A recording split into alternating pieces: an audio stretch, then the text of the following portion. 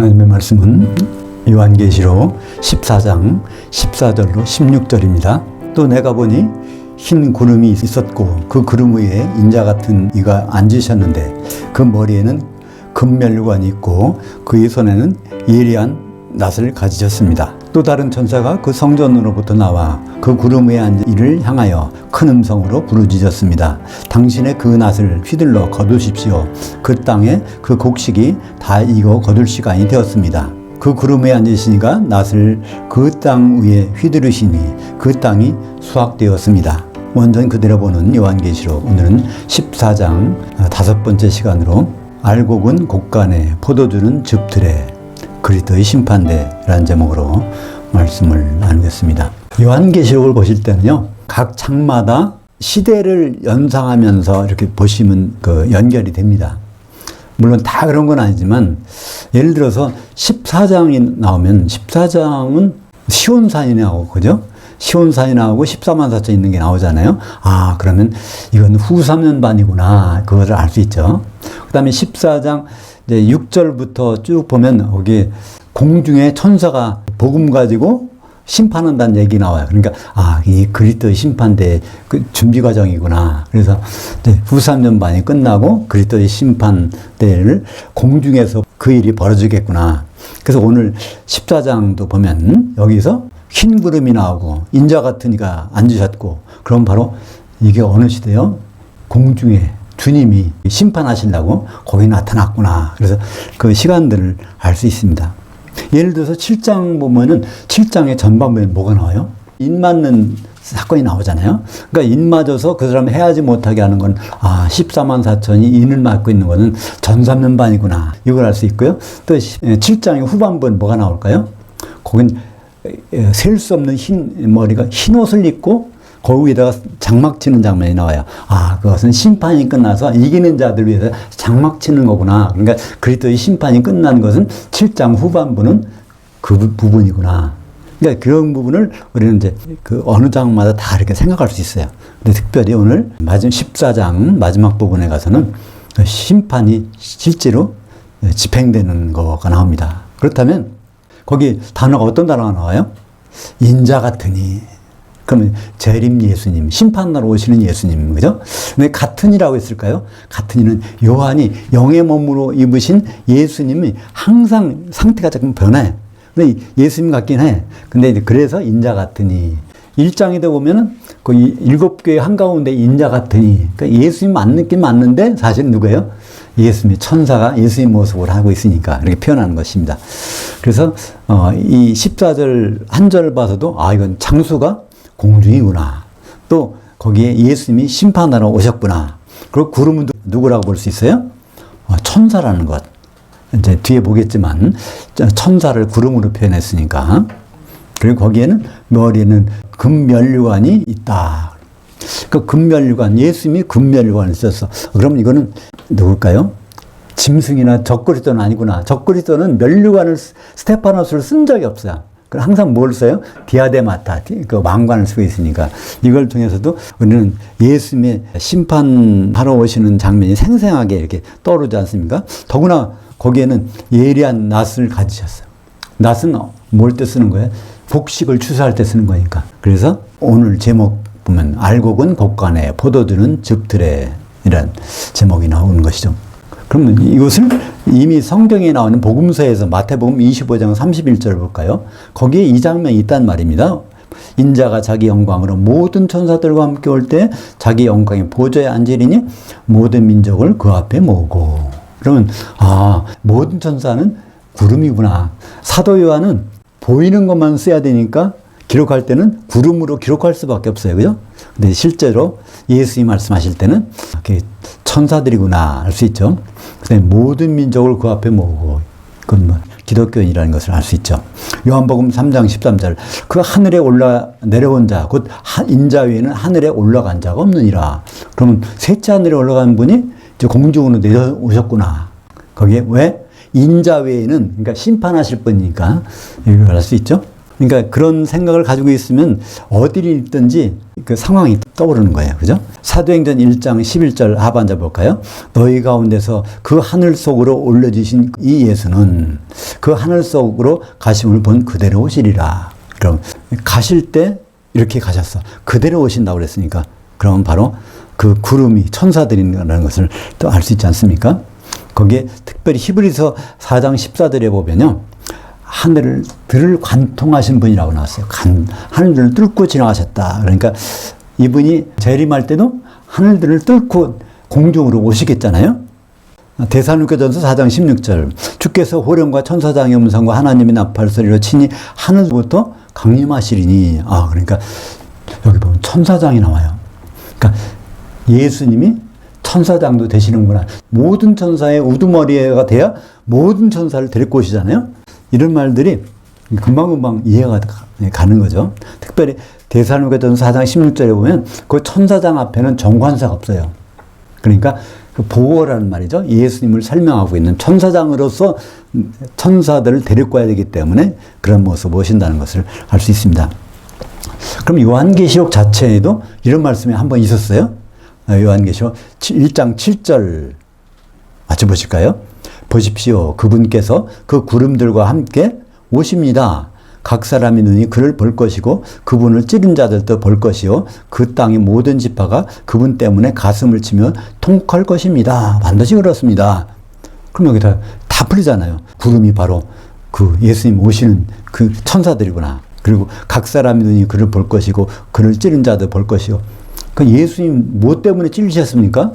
우리들 죄 때문에. 그죠? 그러니까 결국 우리들이 그분을 본다는 얘기입니다. 군병 한 사람이 찔린 게 아니라 우리 때문에 찔림을 당했으니까.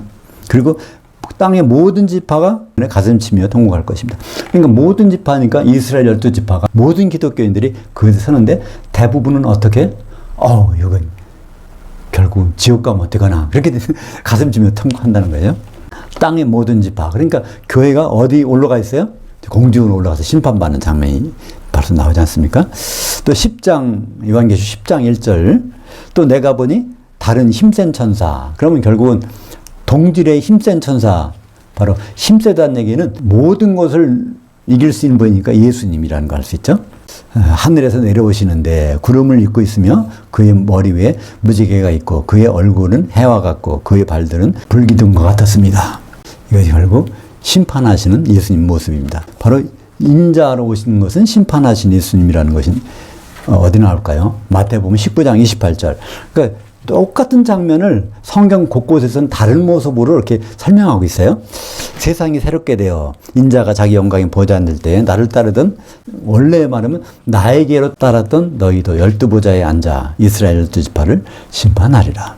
그래서 마태복음 25장 31절 거기 앞에 본 부분이 나오는데, 그때는 예수님 앞에 선 성도들이, 교회 모습들이 어떻게 새끼 엄수들이 태반인데 그 중에서 간물에 콩나듯이 장성한 양이 섞여 있다는 것입니다. 무엇 때문에 장성한 양? 끝까지 사도들의 말씀을 먹은 사람들이 조금은 있다는 것입니다. 대부분은 다 변질되는데, 요한복음 5장 27절에 인자됨으로 말미암아 심판하는 권한을 주셨느니라. 그래서 요한복음 5장 22절에는 아버지께서는 아들에게 심판을 맡기셨다고 했잖아요. 그러니까 심판은 성령님도 심판 안 하셔. 아버지도 심판 안 해. 왜냐하면 맡기셨기 때문에. 누구에게? 아들에게. 그래서 이 면류관 쓰신 장면이 한 번 더 나왔어요. 요한계시록 6장 2절에 나오는 흰말 탄 자를 대부분 뭐라고 그래요? 적그리스도라고 하는 사람들이 태반이야. 그죠? 어떻게 보면 거의 뭐 90%, 심지어는 99% 정도까지 돼요. 요한계시록 6장에 나오는 그 흰말 탄 자는 예수님 같지만 사실은 적그리스도야. 이렇게 말하는 사람이 있는데, 그 하나로 풀려요. 뭐로? 스테파노스를 쓴 거 보면 틀려. 이에 내가 보니 흰말을 입고 그 위에 탄 자가 있는데 칼을 가지고 있으며 그에게 면류관이 주어졌습니다. 그래서 그는 이기면서 나아갔고 이기려고 나아갔습니다. 처음에 이기면서는 이제 초대교회에서 복음이 선포되는 장면이고, 그다음에 이기려고, 이건 결국은 마지막 그리스도 심판 때까지 가서 이기시는 장면이 나오죠. 15절 보겠습니다. 또 다른 천사가 그 성전으로부터 나와 구름에 앉은 이를 향하여 큰 음성으로 부르짖었습니다. 그 낫을 휘둘러 거두십시오. 그 땅에 그 곡식이 다 익어 거둘 시간이 되었습니다. 여기도 사실은 다른 천사인데 동질의 천사인데 우리는 이걸 잘 보셔야 돼요. 문맥을 통해서 이게 예수님인지 또 예수님이 아닌 천사인지를 구분해야 됩니다. 문맥을 통해서 구분해야 돼요. 근데 거기에 낯을 가지신 분에게 추수라고 하니까 이것은 예수님 자신이 아니라는 걸 알 수 있죠? 16절입니다. 그 구름 위에 앉으시니가, 그럼 그 구름 위에 앉으신 이는 바로 공중에서 천사들과 에워싸인 요한복음 1장 51절인가요? 천사들이 인자 위에 오르락내리락 하는 거. 그게 바로 이 장면이란 말이죠. 세례자 요한이 이 부분을 맨 처음 말했습니다. 한번 볼까요? 어떻게 얘기했는지. 마태복음 3장 11절. 예수 그리스도는 성령과 불로 너에게 세례를 베푸실 것이요 손에 키를 들고 자기의 타작마당을 정하게 하사 알곡은 모아 곡간에 드리고 쭉정이는 꺼지지 않는 불에 태우시리라. 이거 나왔잖아요. 곡간에 드리는 것과 지옥불에 태우시는 것. 또 그걸 미리 말씀하셨어요. 마태복음 13장 30절. 둘 다 추수 때까지 함께 자라게 두라. 그 추수 때 내가 추수꾼들에게 말하기를 그 가라지들은 먼저 거두어 불사르게 단으로 묶고 곡식은 모아 네 곡간에 넣으라 하더라. 그 곡간은 혼이 많지 않은 곡간이라고 그러죠. 장성한 양들은 영생에, 새끼 염소들은 영벌에. 이게 똑같은 말씀입니다. 그죠? 그러니까 가라지가 누군지, 곡식이 누군지, 장성한 양이 누군지, 새끼 염소가 누군지를 우리는 여러 표현으로 알 수 있는 것입니다. 또 마태복음 13장 47절에 천국은 마치 바다에 치고 각종 물고기를 모는 저인망 그물 같으니 그 그물에 가득하며 물가로 끌어내고 앉아서 좋은 것은 그릇에 담고 혼인만찬에 들어간다는 거죠. 못된 것은 내버리시느니라. 특별히 여기는 저인망 그물이라는 단어를 씁니다. 그러니까 샅샅이 다 긁어드니까 모든 기독교인을 다 긁어서 전부 다 공중에다 올려놓고 심판하신다는 의미입니다. 누가복음 17장 30절부터 37절 중간에 생략하고 같이 읽어볼까요? 인자가 나타나는 날에도 그러하리라. 그러니까 심판날 이런 일이 벌어진다는 거예요. 내가 너에게 이르노니 그 밤에 두 남자가 한 자리에 누워 있음에 하나는 영접함을 얻고 하나는 추방함을 당할 것이요. 여기서 우리는 뭘 생각할 수 있어요? 그냥 잠에 두 남자가 자고 있어요. 근데 이들이 부활해갖고 휴거돼서 공중에 올라갔다는 것을 여기는 기록이 안 돼 있지만 그걸 어떻게 알 수 있을까요? 주님은 어디까지만 오시니까? 구름 타고 공중까지만 오시니까 그분을 주님을 만나려면 부활해서 휴거돼서 가야 만날 거 아닙니까?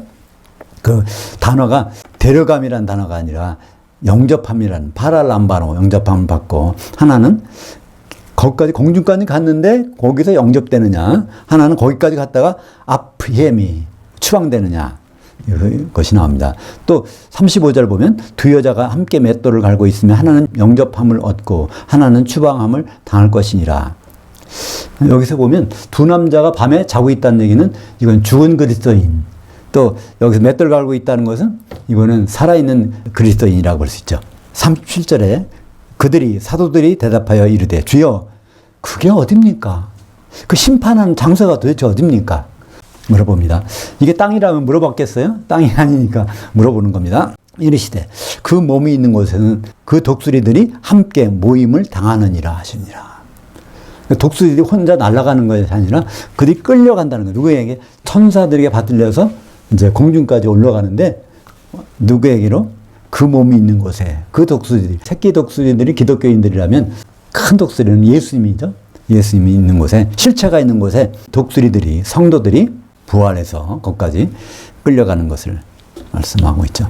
데살로니가 4장 16절, 17절에 바로 그걸 생생하게 말해주고 있죠. 주께서 호령과 전사장의 음성과 하나님 나팔 소리와 친히 그 하늘로부터 강림하시리니 그 하늘, 셋째 하늘로부터 하늘들을 뚫고 공중으로 강림하시니 그리스도 안에서 죽은 자들이 먼저 일어나고, 그러니까 부활하는 사람들은 기독교인만 부활하는 거예요. 그 후에 살아남은 자들도 그들과 함께 구름 속으로 끌어올려져. 그러니까 구름이라는 것은 천사들이라는 것을 알 수 있죠. 공중에서 주를 만나게 하시리니. 그러니까 만나는 장소는 정해져 있어요. 누구도 바꿀 수 없어.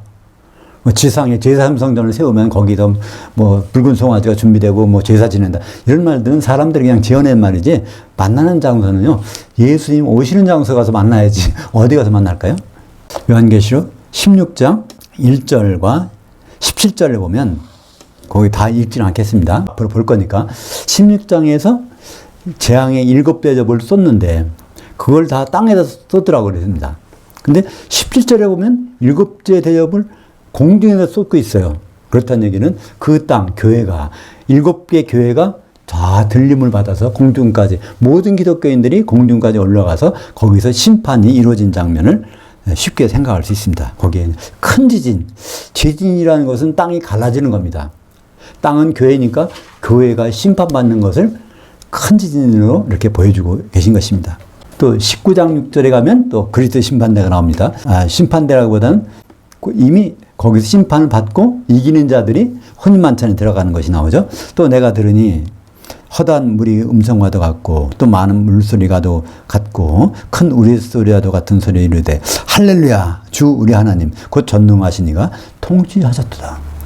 할렐루야는 여호와의 이름을 자랑하고 뽐내니까 여호와께서 무슨 일을 완성하셨는지 그걸 자랑하는 거니까 바로 어린 양의 혼인 새 예루살렘이 완성된 것을 나타내고 있는 거죠. 17절 보겠습니다. 또 다른 천사가 하늘에 있는 그 성전에서 나오는데 그도 예리한 낫을 가지고 있었습니다. 그러니까 16절까지는 곡식을 수수하는 장면이고 17절부터는 그 이제 쭉정이 가라지 그것을 이제 그 포도즙 틀에 집어넣는다는 것을 표현하고 있죠. 18절 상반절 보겠습니다. 그 불을 다스리는 권세를 가진 천사가 그 제단으로부터 나와 그 예리한 낫을 가진 이에게 큰 음성으로 말하였습니다. 이 불을 다스리는 천사는 어떤 천사일까요? 이 제단은 어떤 제단이고 그것은 요한계시록 8장 5절에 보면 이 번제단이 아니라 분향하는 제단 거기에 있는 천사를 말하는 것을 볼 수 있습니다. 요한계시록 8장 5절 그 천사가 향로를 가지고 제단에 그 불을 담아다가 그 땅의 소돔에 우레와 음성과 번개와 지진이 나더라. 이것도 예수님 같은 천사 같지만 그 예수님께 말하는 걸 보면 이것도 예수님 천사는 아니라는 것을 깨달을 수 있죠. 그 천사가 이제 가라지들, 새끼 염소들, 쭉정이들 그것들을 다 거두라는 것을 어떻게 표현하고 있죠? 18절 하반절에 포도가 익었으니 당신의 예리한 낫을 휘둘러 그 땅의 포도나무들이 그 송이들을 거두십시오. 이것도 땅에 있는 포도나무를 거두는 게 아니라 이미 땅은 다 공중으로 들림받았어. 그죠? 교회가. 거기에 있는 포도를 탐내는 세상의 즐거움에 취한 그 성도들을 거기서 낫으로 거두는 것이죠. 19절 보겠습니다. 그 천사가 그 낫을 땅 속으로 휘둘러 교회 안으로 휘둘러 땅에 그 포도나무를 거두어 그 하나님의 큰 진노에 그 포도주 틀에 던져 넣었습니다. 심판하는 것. 세상에 취한 사람들을 거기서 심판한 장면을 이렇게 표현하고 있습니다. 20절 그 성 밖에서 그 틀이 밟히니 그 틀에서 피가 나서 말 굴레까지 닿았고 1600 스타디온에 퍼져나갔습니다. 이 그 성은 무엇일까요? 결국 큰 음료, 부패한 타락한 교회가 이제 공중까지 올라가서 거기서 이제 밟혀가지고 피가 나오는 것으로 이렇게 설명하고 있는 것입니다. 이게 모든 것은 다 어디서 이루어진다? 공중에서. 주님이 공중에서 심판하시니까 그렇습니다. 스가랴서 14장 4절에 보면 이 장면을 설명하고 있습니다. 그날에 그의 발이 예루살렘 앞 동쪽 감람산에 서실 것이요 감람산 그 한가운데가 동서로 갈라져 매우 큰 골짜기가 되어 그 산의 절반은 북으로 그 절반은 남으로 옮기고 감람류는 성도들, 감람나무는 교회, 감람산은 교회들, 감람산은 모든 7개의 교회가 거기 공중에 올려서 그것이 갈라진다는 것은 심판한다는 거죠. 마태복음 25장 46절 그 결론이 나옵니다. 그들은 새끼 염소들은 영벌에 의인들은 영생에 들어가리라 하시니라. 그때 영생 영벌은 한 시대의 삶, 한 시대의 벌 이걸 줄임말입니다. 요한복음 5장 28절 이를 놀랍게 여기지 말라. 무덤 속에 있는 자가 다 그의 음성을 들을 때가 오나니 선한 일을 행한 자는 생명의 부활로 악한 일을 행한 자는 심판의 부활로 나오리라. 선악간의 심판이 있다는 거예요. 선악간의 심판. 고린도후서 5장 10절에 설명하고 있습니다. 이는 우리가 다 반드시 그리스도의 심판대 앞에 나타나게 되어 각각이 선악간에 그 몸을 통하여 행한 것을 따라 받게 하려 함이라. 고린도후서 5장에서 우리가 아닙니다. 누구죠? 사도들입니다. 사도들이 심판하는 장면에 가 있겠다는 거예요.